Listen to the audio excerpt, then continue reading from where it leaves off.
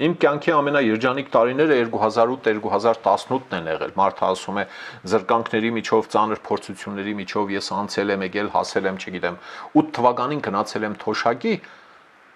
8 թվականին մարտի 1 ես արել, այ Անուշիկ ախպեր, այ բալամ։ Այ էկրանի առաջ խցիկների առաջ ծամացրվող Արարած, դու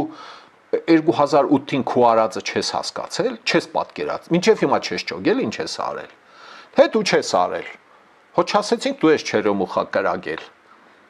Այդ էր պակաս, որ դու քո բարձունքից իջնեիր, զենքը ձեռը դառնեիր, ցուցարար գյուլեիր։ Դրա մասին չէ խոսքը։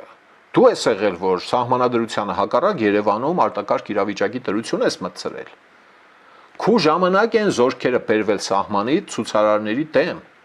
Քու ժամանակ են անհայտ ծագման արարածներ, կապիկներ, բոզի տղեկ, պորնիկի ծնունդներ, հարձակվել խաղաղ ցուցարարների վրա, վրաններում ջարդել են օպերայի դիմաց։ Քու ժամանակ դու ես եղել ոչ ու բարով Հայաստանի Հանրապետության նախագահի պաշտոնը զբաղեցնող մարդը։ Ովքեր էին այդ, ել պատմի մինչև հիմա անհայտ է թե ովքեր են եղել գիշերը հարձակվողը, ուրեմն օպերայի ներողություն, Ազատության հրապարակի խաղաղ ցուցարարների վրա։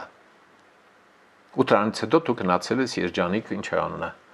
երջանիկ տարիներ ես վայելել, 10 տարի, մինչև 18 թվին ծանոթագիր ես ստացել, թե արի գործ կա։ Սիրելի ժողովուրդ, խնդրում եմ լայքել եւ բաժանորդագրվել ալիքը։